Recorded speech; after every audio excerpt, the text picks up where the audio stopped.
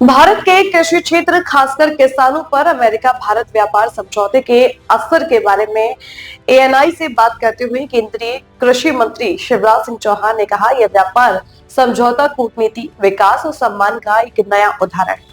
हम संघर्ष नहीं बल्कि संतुलित और मजबूत बातचीत में विश्वास करते हैं।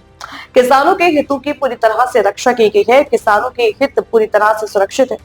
हमारे मुख्य अनाज, फल, प्रमुख फसलें और बाजरा, सब डेयरी उत्पाद सुरक्षित है। किसान और विपक्ष निराश हैं, वे मानसिक रूप से परेशान हैं। वे जमीन पर हमारा मुकाबला नहीं कर सकते। वे अंधाधुंध विरोध कर रहे थे। वे झूठ की मशीन बन गए। वे अफवाहों का बाजार है, इसलिए वे अफवाहें फैलाकर अराजकता का माहौल बनाना चाहते हैं। टैरिफ में कमी से हमारे निर्यात को बढ़ावा मिलेगा। जब कपड़ा निर्यात बढ़ेगा तो कपास किसानों को फायदा अफेक्ट होगा। इस पे बात करने के लिए शिवराज जी खुद हमारे साथ जुड़े हैं। शिवराज जी, क्या भारतीय एग्रीकल्चर को या कृषि को या डेयरी को, क्या इससे कोई खतरा है न्यूक्लियर डील से, ये ट्रेड डील से?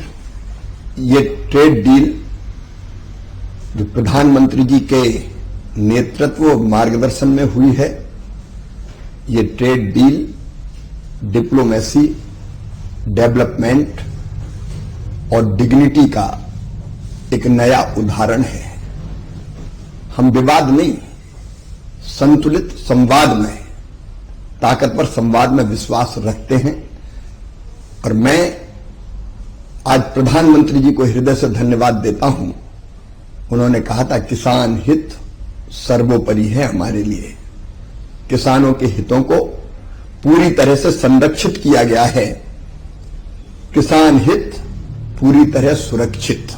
हमारे मुख्य अनाज, फल, मुख्य जितनी हमारी फसलें हैं, हमारे मिलेट्स, सब सुरक्षित है। डेयरी उत्पाद सुरक्षित है। कांग्रेस और अपोजिशन कुंठित है, मानसिक रूप से परेशान है, मैदान में मुकाबला नहीं कर सकते। एक के बाद एक हार ने उनको हताशा, निराशा और कुंठा से भर दिया है और इसलिए अंधा विरोध कर रहे हैं। झूठ की मशीन बन गए हैं, वो अफवाहों के बाजार हैं और इसलिए वो अफवाहें फैला के अराजकता का वातावरण निर्मित करना चाहते हैं। लेकिन किसान हित पूरी तरह सुरक्षित। उल्टे मैं ये कहता हूं कि हम चावल निर्यात करते हैं।